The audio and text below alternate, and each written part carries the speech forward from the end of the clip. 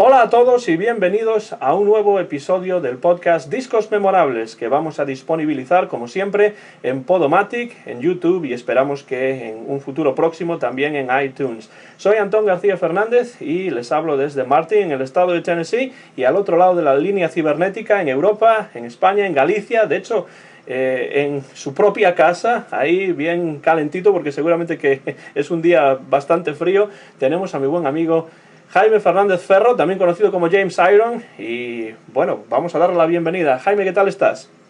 Hola Antón, ¿cómo estás? Pues nada, muy bien aquí, encantado de estar en tu podcast, realmente es fantástico pues venir aquí, me siento como en mi propia casa y nada, pues disponible para hablar ahora sobre ese gran artista que por desgracia nos dejó no hace mucho y que hoy le vamos a hacer un poco de tributo a través de tu programa. Muy bien, ese artista por supuesto es un hombre que siempre que yo pienso en él, pienso en mi amigo Jaime. Estoy hablando de David Bowie y sobre todo de un disco que es verdaderamente memorable para él y para todo el mundo al que le guste la música, que es Let's Dance, un verdadero discazo. Primero diré que Jaime y yo tenemos un videocast, ¿no? un canal de YouTube en común que hacemos periódicamente, que se llama Diálogos Transatlánticos, y en él hablamos de música, de cine, de literatura, de cualquier cosa que nos interese, y si a ustedes les interesa, pues pueden ir a YouTube y buscar ese canal de Diálogos Transatlánticos, que a mí, bueno, soy parte de quien lo hace, me parece muy interesante.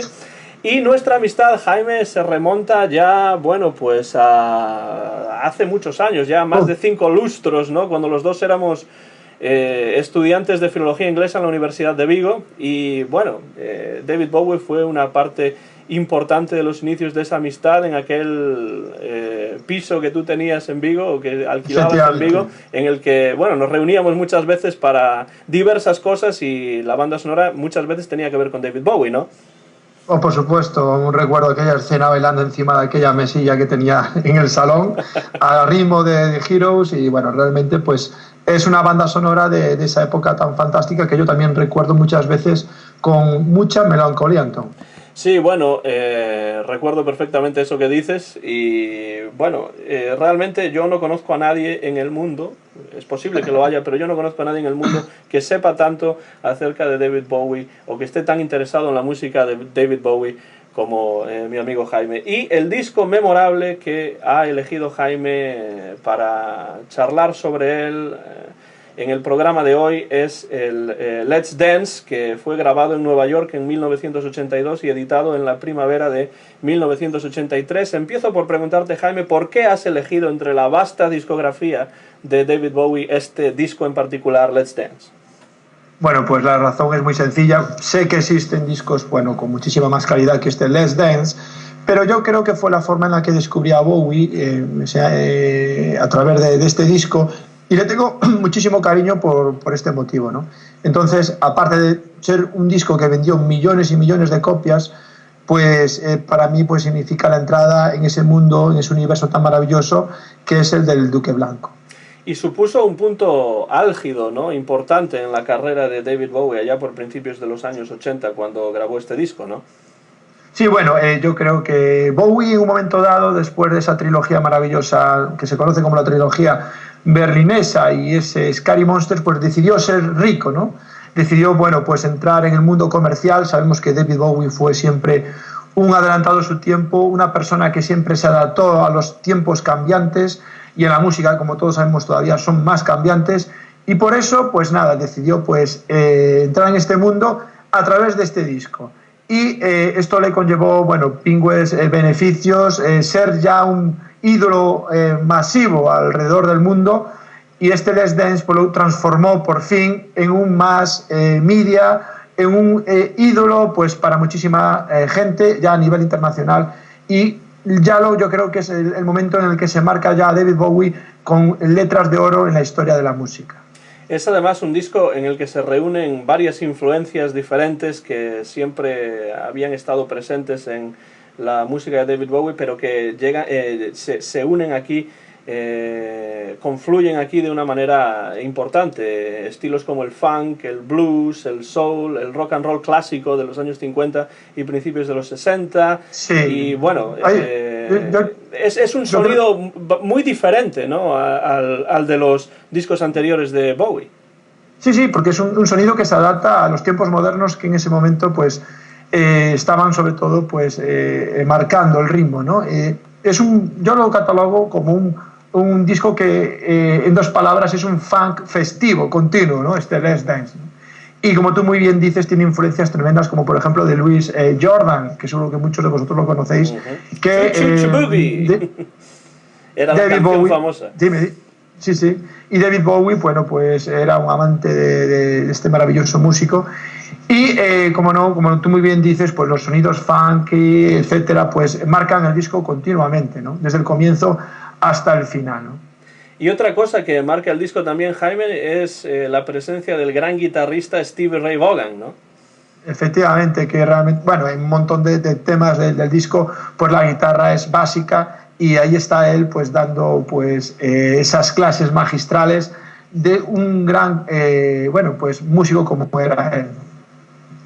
Pues es curioso también, Jaime, que Stevie Ray Vaughan realmente no estaba muy familiarizado con la música de David Bowie cuando colaboraron por primera vez en este disco. Se conocieron en el Festival de Jazz de Montreux en el año 1982 y acabaron por colaborar de una manera importante, muy íntima, en este disco de Let's Dance, que está producido por un productor diferente. Sí, sí, por supuesto. Eso es lo que iba. Creo que fue un momento de cambio para David Bowie tremendo, porque a lo que tú vas, pues es que hasta ese momento colaboraba muy asiduamente con Tony Visconti, ¿no? De hecho, lo hizo durante, bueno, su trabajo pues lo llevó a realizar 5 álbumes pues tremendos, ¿no?, entre los dos. Pero en este momento decide cambiar de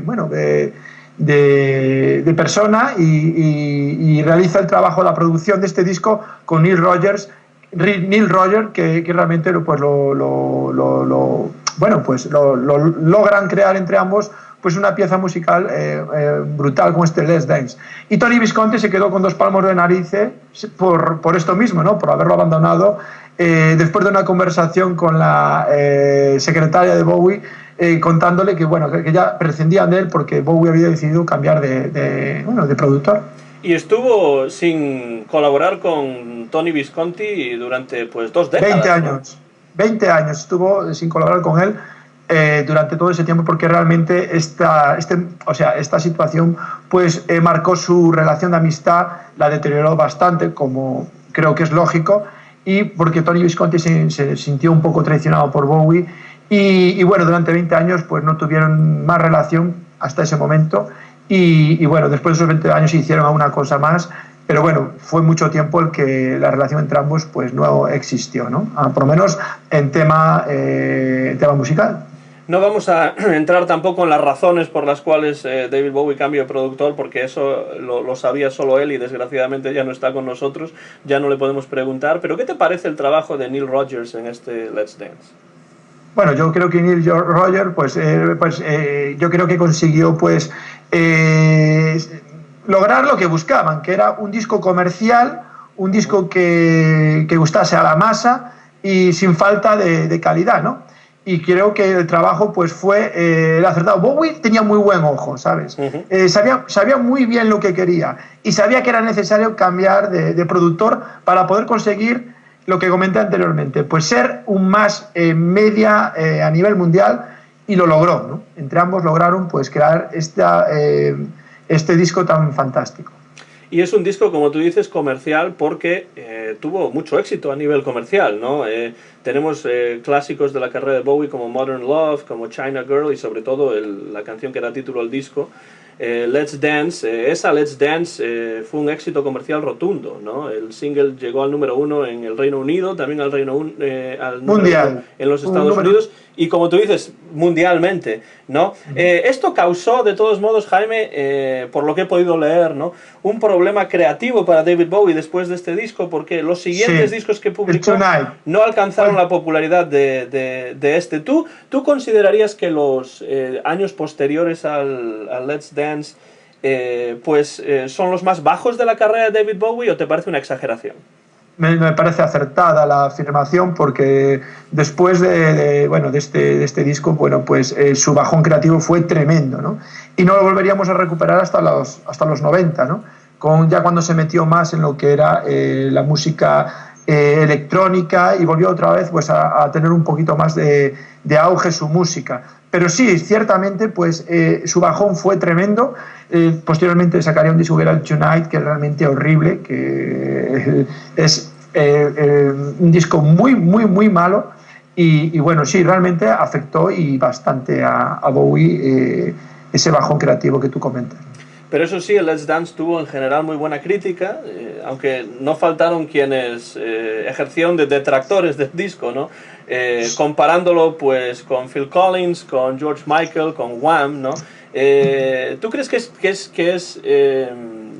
también algo justo estas comparaciones entre estos músicos y el Let's Dance de David Bowie, o te parece exagerado también?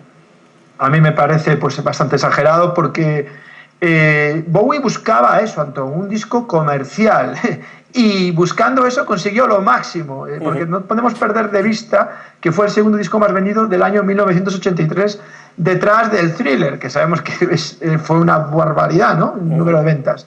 Y él consiguió lo máximo en lo que buscaba. Entonces yo creo que es injusto catalogar este disco como un disco mediocre, ¿no? Que sí, que mucha gente, muchos críticos pues realizaron ese tipo de opiniones sobre él.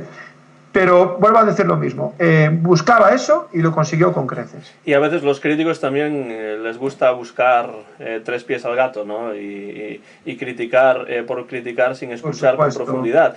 En general, en el cine y en otras, vemos muchas veces, por ejemplo, adaptado al cine, que los críticos son realmente pues brutales, destrozando películas que posteriormente se transforman en obras de culto o en obras maestras con el paso del tiempo, ¿no? Y como tú dijiste, el disco Let's Dance de David Bowie fue nominado al Grammy en el año 84, pero Michael Jackson con su Thriller, otro clásico de la música de los años 80, pues fue el que se llevó el Grammy al mejor disco ese año, y no el Let's Dance de David Bowie.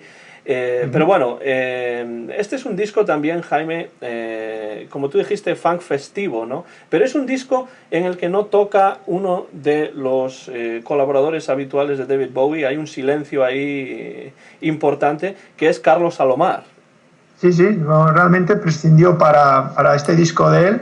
Y bueno, vuelvo a decir lo mismo, prescindió de muchísima gente, como lo podemos estar observando ahora en esta charla, porque yo creo que tenía que dar un giro a la izquierda radical y embarcarse en algo nuevo, ¿no? Bowie vivía de esto, Antón, no lo podemos olvidar. Bowie vivía de readaptaciones de su vida, de su música. Cuando abandonó Los Ángeles y se fue a vivir a la ciudad más dura del mundo, a Berlín, dejó todo atrás, rompió con todo. Y son fases de su vida que supo llevarlas adelante gracias a estos cambios radicales, ¿no? Y bueno, yo creo que es una constante en la musicografía del cantante británico, ¿no? Y en Berlín, precisamente, que ya que lo has mencionado, es donde se compuso una de las canciones, por lo menos, de este disco, que es el China Girl, ¿no? Pero pronto hablaremos de esta canción, ¿no? Con Iggy Pop, ¿no? Iggy Pop fue un hijo adoptivo para Bowie, porque sabemos que tuvo muchísimos problemas. Iggy Pop y Lou Reed tenían problemas ambos económicos, musicales, también una etapa un poco decreciente, y Bowie pues los adoptó en Berlín, y gracias a este apoyo de David Bowie pues editaron, de hecho fue productor Bowie, ¿no?, de algún disco de ellos, y gracias a este apoyo pues volvieron otra vez a renacer, y bueno, yo creo que fue un síntoma más de lo grande que fue Bowie y de lo buen amigo que era, ¿no? Están escuchando un nuevo episodio de Discos Memorables, el podcast que vamos a disponibilizar en diferentes plataformas como Podomatic, como YouTube y también el futuro en iTunes. Soy Antón García Fernández y al otro lado de la línea cibernética tenemos a mi buen amigo Jaime Fernández Ferro, que controla, como pueden ustedes escuchar, muchísimo acerca de la carrera de David Bowie. Vamos al disco entonces, Jaime, si te parece bien. No vamos a escuchar el disco, no podemos poner la música por razones de copyright, ¿no? Pero lo que sí le decimos a quien esté escuchando ahí afuera es que, bueno, siempre tienen la posibilidad de poner el disco Let's Dance de David Bowie de fondo mientras nosotros comentamos las canciones, y de esa manera pues pueden tener una idea de qué es lo que estamos comentando. ¿Te parece que vayamos canción por canción entonces, Jaime? Sí, por supuesto. Será un placer. En cuanto ponemos el disco, en la cara A, la primera canción con la que nos encontramos se titula Modern Love. Y esa canción, Jaime, ¿qué te sugiere a ti? Bueno, Modern Love, cualquiera que escuche este tema se da cuenta de que es un canto, ¿no?, a tiempos modernos, ¿no?, en los que se vivía en ese momento, en los 80, ¿no?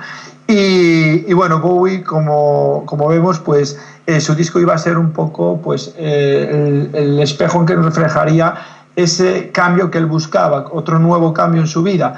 Y esto es un tema que realmente tiene un ritmo, bueno, tremendo, frenético, donde el teclado, pues los teclados son realmente, bueno, el alma mater de la canción, y no podemos olvidar esas melodías vocales memorables, ¿no?, que suenan a lo largo de la canción, y que termina con ese estribillo tan chulo, ¿no?, que es el But I Try, ¿no?, que tan maravillosamente queda en el tema. Para mí es una canción realmente fantástica, una canción que mítica, y que nos engulle a todos los que escuchamos por primera o que repetimos su escucha durante cientos de veces, ¿no? Para mí es un tema, bueno, que evoca esos nuevos tiempos, ¿no?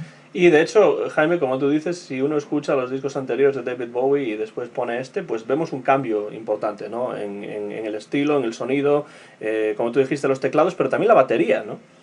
Sí, por supuesto. La batería en este tema, pues es otro de los instrumentos que realmente pues dan ese ritmo, ¿no?, tan frenético, y que tan bien queda en este Modern Love, que conjunto con otros dos temas más de este disco, pues se transforman en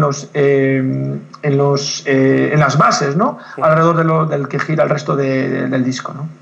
Y después de ese Modern Love llegamos a una canción de la que ya hemos comentado un poco anteriormente, que fue uno de los grandes éxitos de este disco, de hecho, que se llama China Girl, ¿no? Y esta canción, ya había sido grabada anteriormente por Iggy Pop, sí. Había aparecido en un disco suyo que se llamaba El Idiota, ¿no?, The Idiot, sí, en el año 1977. Y fue compuesta, como tú dijiste antes, en la ciudad de Berlín. Más o menos, ¿de qué años estamos hablando? Pues finales de los 70, ¿no?, en esa época en la que David Bowie pues vivía pues en la ciudad más dura del mundo que se conocía en esa época, a Berlín, ¿no? Y donde también, ya que viene a colación, pues en esa época pues es importante remarcar esa gran película que es Yo, Cristina F., que a muchos de vosotros seguro os suena, ¿no? Como tú muy bien dices, Antón, esta China Girl es una revisión del tema creado para ese álbum, El Idiota, de Iggy Pop, ¿no? Y para mí tiene una elegancia musical tremenda esta canción, ¿no? Cuando escuchas a Bowie, pues en este tema, pues su voz es muy seductora, es lo que más llama la atención, ¿no?, de lo que es la canción. Y lo podemos catalogar como un crooner, ¿no?, como un trovador, ¿no?, un trovador que cuenta una historia, ¿no? Lo que más me gusta de esta canción es que no tiene estribillo, ¿no? Es un tema sin estribillo, y eso llama realmente la atención a todo que lo escucha. Y el solo de guitarra de Ray Vaughan, bueno, es brutal, ¿no? Realmente te quedas fascinado al escuchar tocar la guitarra a este gran músico, ¿no? Y es curioso, Bowie dio muchísima libertad a Stevie Ray Vaughan para sus solos en este disco, y Stevie Ray Vaughan siempre dijo que había sido muy fácil trabajar con David Bowie porque le proporcionó mucha libertad creativa, ¿no? Y eso era importante para él. Es curioso, Jaime, lo que dices, no me había dado cuenta de esto. Esta canción no tiene un estribillo y esto va un poco en contra de la idea del comercialismo del disco, ¿no? Sí, sí, bueno, porque Bowie, a pesar de buscar de ese convencionalismo, ¿no?, que le repercutiría pues, beneficios económicos tremendos, pues sin duda su faceta creadora como gran artista que era no podía quedar acotada, ¿no, Antón? Dentro de esos límites, y él se marcaba unas licencias que un grande de la música, que ya lo era con mayúsculas en ese momento, pues se podía permitir, que a lo mejor otro tipo de artistas no. Y bueno, esa falta de estribillo pues llama bastante la atención, y realmente, bueno, el tema aún así es un clásico, ¿verdad, Anton? Sí, sin Dentro duda. de la música de David Bowie, la música en general, y de este disco, ¿no? Y se podía permitir todas esas veleidades si quería, ¿no? Sobre todo si componía canciones tan excelentes como la siguiente que viene, que es la que le da título al disco y que yo sé que es una de tus favoritas, Jaime, Let's Dance. Bueno, el Let's Dance para mí es un alegato a la vida, ¿no? Es un alegato a dejarte llevar, a romper con todo y perderte en el universo, ¿no? Y creo que esa frase que cuenta la canción, que dice ponte tus zapatos rojos y baila el blues, creo que es muy aclaratoria de lo que este tema significaba, ¿no? Y en tema musical, bueno, pues la guitarra que suena es brutal, el ritmo del bajo también te hace llevarte a través de la canción, y bueno, el tema es muy rítmico, y sobre todo lo que más me gusta de esta canción es que hay un cambio de ritmo que hace extender el interés en el tema, ¿no?, del que escucha esta canción, ¿no? Yo solo digo una cosa, imaginad, ya es increíble bailarlo hoy en día o escucharlo hoy en día, imaginadlo, bailarlo en una discoteca en los años 80, que ya debía ser tremendo. Yo muchas veces me lo imagino, ¿no?, cómo debía ser escuchar este Let's Dance de David Bowie en esos tiempos.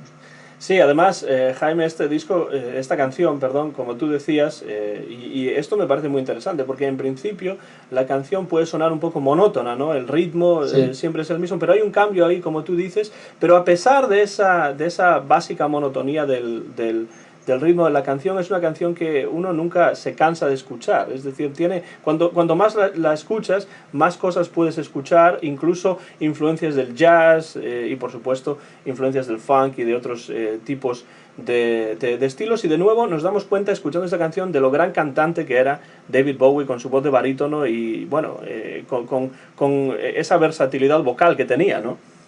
Sí, sí, la verdad es que Let's Dance creo que es una muestra de lo que podía llegar Bowie a hacer, ¿no?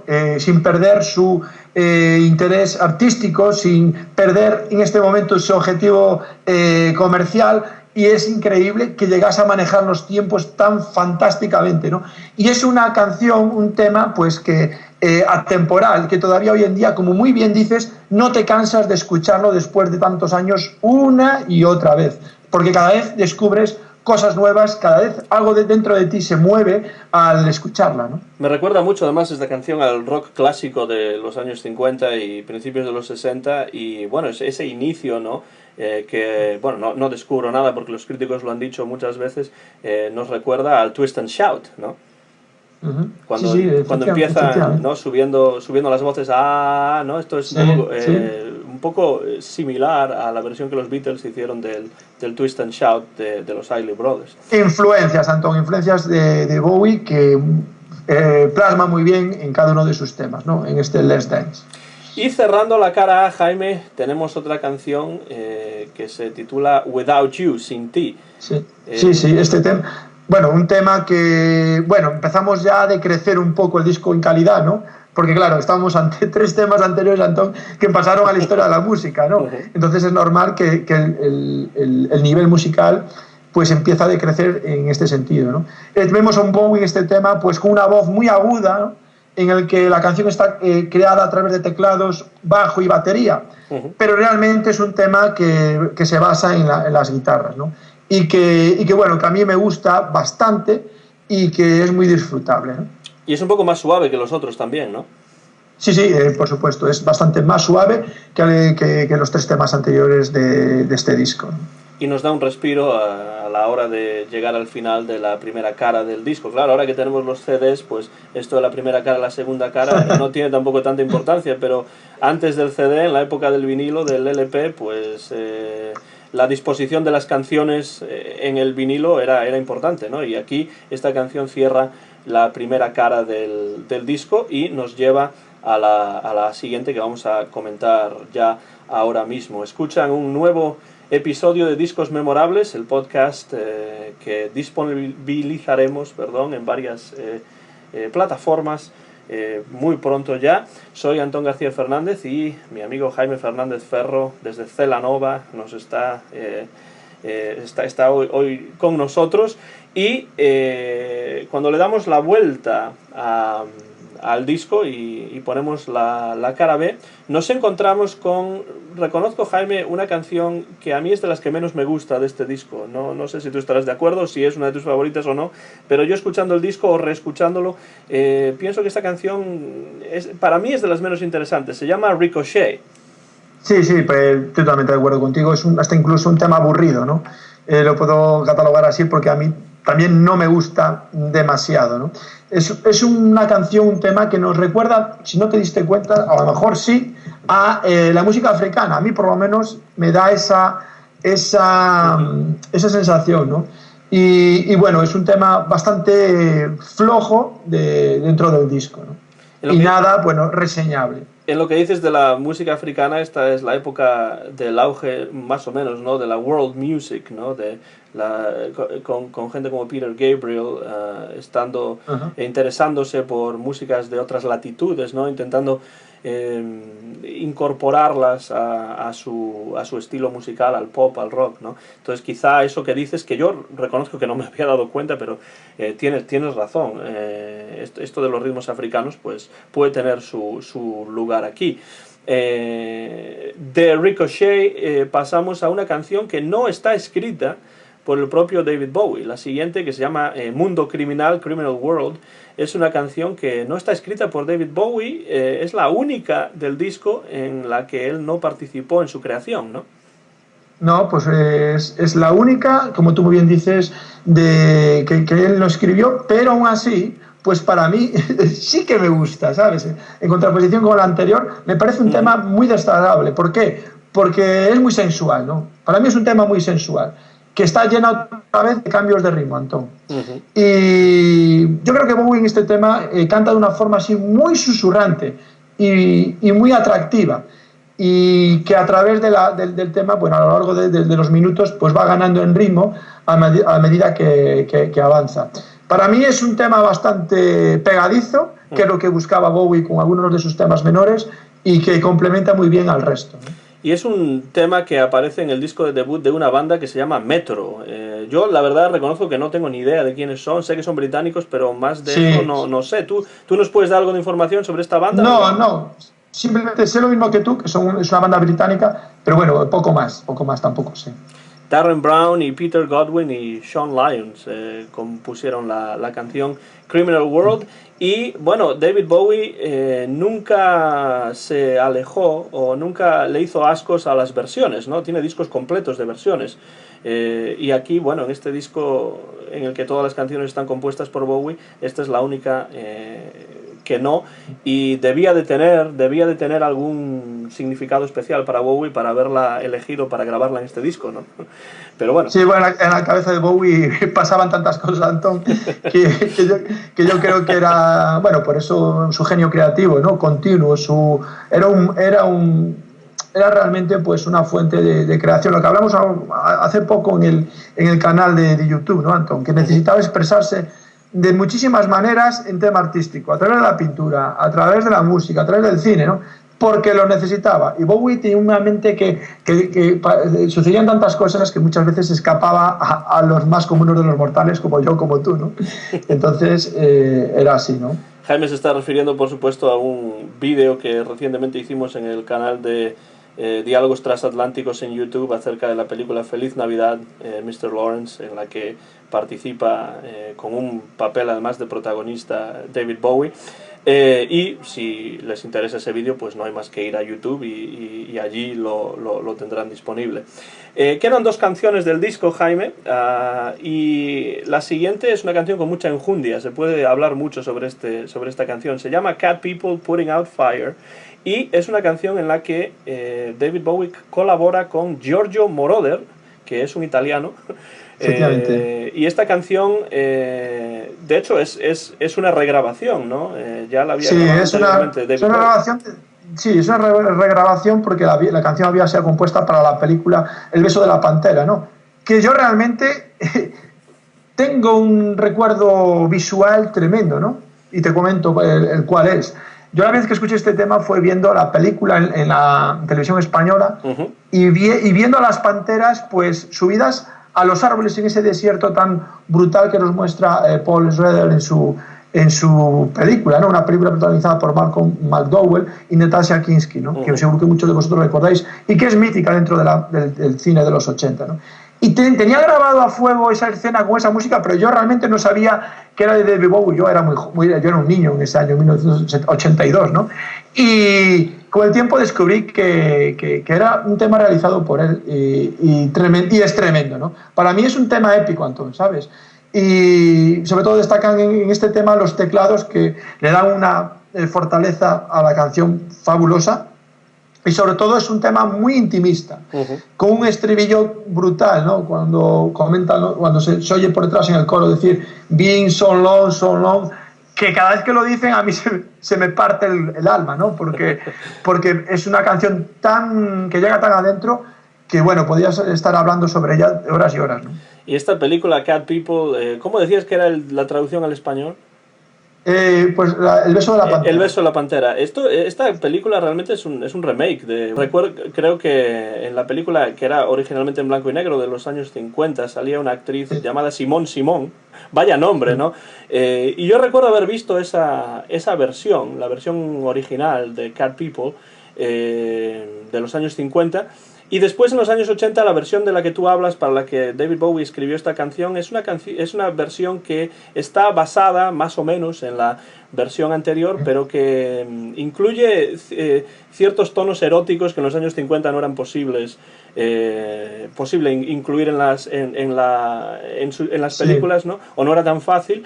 Y bueno, yo reconozco que no he visto esta película, la voy a anotar ya en mi lista de películas que debo ver, no necesariamente por ese tono erótico el que hablaba, no vayas a pensar que Ya, van por ahí ya, las ya. cosas, sino porque a mí me gusta mucho la versión de los años 50 y bueno, no tenía realmente noticia hasta ahora de la existencia de esta película que tú catalogas como un clásico de los años 80. Sí, por supuesto, dentro de lo que es el cine fantástico de los 80, bueno, pues es una película de culto hoy en día, ¿no? Y con una Natasha Kinski, bueno, pues lo que tú comentas, no fue hecho por casualidad, pues incluir a esta actriz, ¿no? Dentro del reparto, sino buscando, pues lo que es el tema sexual, el tema erótico, bueno, Paul Schrader quería introducir dentro de su film, ¿no? Y que de Dándole alguna, esa vuelta de giro. y Sí, que de sí. alguna manera se deja ver también en la canción, como tú decías, Sí, esos tonos por más supuesto. susurrantes, ¿no? De David Bowie.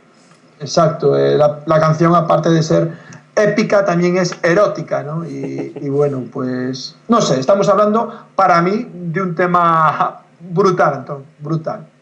Y ese tema nos lleva ya a la última canción de este disco Let's Dance de David Bowie, disco grabado en el año 1982 pero publicado en 1983. Y esa última canción, Jaime, se llama Shake It.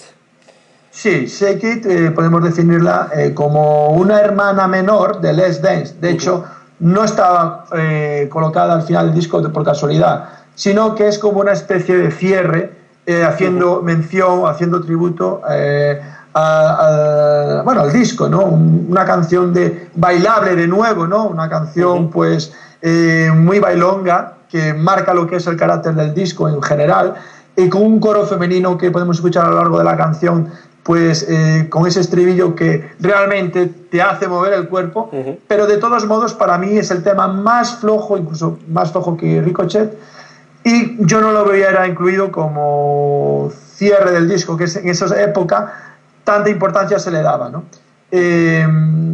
Con esto creo que queda definida lo que es este Shake It. Sí, bueno, tienes razón. Me gusta esa descripción de hermana menor de Let's Dance, ¿no? Sí. De todos modos, obviamente, como tú dices, la diferencia de calidad entre esos dos temas está bastante clara, ¿no? Pero bueno, a mí la verdad, Jaime, no me parece tan mal este tema como cierre del disco, pero tienes razón cuando dices que el cierre del disco siempre, por lo menos en la época del vinilo, siempre tuvo muchísima importancia, ¿no? Sí, sí, bueno, digo que para mí no lo hubiera incluido. Yo no digo que sea mala ni peor que otra. Digo que no lo hubiera incluido, hubiera elegido alguna otra del disco para haberlo cerrado. Pero yo creo que Bowie buscaba eso, ¿no? Hacer un tributo a Les Dance con una hermana menor, que es Shake It, y hacer una despedida en relación a lo que era el espíritu del disco, que era ese, no podemos olvidarlo, ese objetivo bailable, ¿no? de todos sus temas que incluían este fantástico Let's Dance. Un cambio importante en la carrera de David Bowie, este disco Let's Dance, y bueno, ya hemos hablado de la recepción crítica de este disco por parte de los diferentes críticos musicales del momento. Y ahora, Jaime, ya que llegamos prácticamente al final de este episodio, desde luego al final de nuestro comentario canción por canción del disco, yo te preguntaría ¿qué puntuación le darías tú a este disco de David Bowie dentro de la extensa y siempre interesante discografía de este gran genio británico? Bien, es que yo, querido Antón, le daría dos tipos de puntuación. Ah, bueno, bien, perfecto. Claro, le daría una puntuación, pues lo que es a título personal, en la que incluye otro tipo de valoraciones, y la objetiva, ¿no? Y la realmente musical. Voy a empezar por la musical. Yo, en ese orden, pues le daría un 7, porque creo que tiene obras maestras como esa, por lo menos esa trilogía berlinesa, que es brutal, ¿no? Con el Low, etcétera, ¿no? Que le da, bueno, pues son discos realmente de 10, ¿no? De 9, de 10, y que no se pueden comparar. Entonces yo le daría musicalmente un 7, porque significó un cambio musical radical en lo que era el bagaje de David Bowie, y incluye 3 temas míticos, como son Modern Love, China Girl o Let's Dance, pero que después, por desgracia, el resto de temas, excepto, pues Cat People, pues creo que hacen bajar un poco la calidad del disco, ¿no? En su integridad, ¿no? Tema personal, cogiendo otro tipo de baremo e introduciendo temas sentimentales, pues yo le daría un 9, Antón. Le daría un 9 a este disco, porque para mí Let's Dance significó descubrir a David Bowie. Significa una canción que, sabes que soy educador, siempre intento que mis alumnos pues la escuchen y que se queden con ella durante el año académico, y que a ellos les hace también, como a mí, pues conseguir lo que Bowie quería, que era levantarte de la silla y bailar, ¿no? Y yo creo que después de tantos años, pues que se sigan logrando esas cosas con este disco, para mí es brutal, ¿no? Y no está nada mal tampoco la canción para explicar los mandatos en inglés, ¿no? Let's dance, put on your dancing shoes y todo eso, ¿no? Ya que dices que eres educador, ¿no? Efectivamente, también, aparte de eso, es una canción que se presta mucho a que también dice mucho del tema, ¿no? De la canción, que los chavales se queden con ese Let's Dance a través del ritmo del tema, ¿no? Porque si es otro tipo de canción con otro ritmo, seguramente se olvidaban. Pero gracias a que Bowie hizo un tema tan maravilloso, hace que su lenguaje, ese título, ese estribillo, quede marcado a fuego en las personas que las escuchen, ¿no? Da igual que sea anglófona o no, como puedes comprobar. Bueno, me gusta mucho esta idea de las dos puntuaciones, porque al fin y al cabo la música no es simplemente pues un análisis de escalas y de fa mayor, sol sostenido, etcétera, ¿no? Sino que tiene también un componente personal que es muy importante y que tiene mucho que ver pues cuando uno escucha la canción, lo que significa dentro de la vida de una persona, y por lo que veo en tu vida este disco ha tenido mucha importancia, ¿no?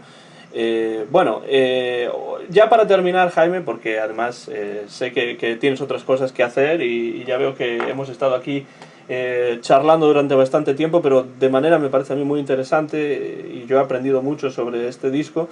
Querría decirte, Jaime, o preguntarte, para la gente que conoce a David Bowie más o menos de pasada, de manera tangencial, además de este Let's Dance, ¿qué otros discos recomendarías que hay que escuchar de David Bowie para introducirnos, ¿no?, en su música? vuelvo a repetirlo por enésima vez, creo que la trilogía berlinesa, ¿no, Antón? Con ese Low, con ese Heroes y con ese Lodger, creo que es realmente pues primordial, incluyendo también a Scary Monsters del año 1980, ¿no? Que son 4 discos que para mí pues muestran un poco la brutalidad musical a la que Bowie consiguió llegar durante su vida, ¿no? Yo incluso creo que esta etapa es todavía más excelsa que la anterior, ¿no? De David Bowie antes de escapar a Europa, ¿no?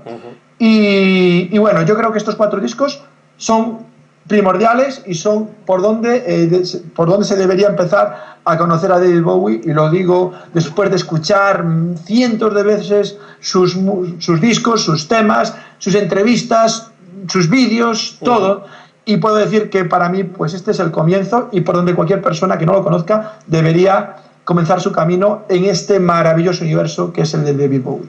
Muy bien, han estado escuchando a lo largo de estos últimos minutos un nuevo episodio de Discos Memorables, el podcast dirigido por quien les habla, Antón García Fernández, y hemos charlado muy amigablemente, de manera muy interesante, con uno de mis mejores amigos, Jaime Fernández Ferro, también conocido como James Iron, y no quiero terminar el programa, por supuesto, sin darte las gracias, pero también dándote la oportunidad de que nos hables muy brevemente acerca de ese canal de YouTube que tienes dedicado a los videojuegos retro, que sé que es otra de tus grandes pasiones, un canal que se llama MSX Land.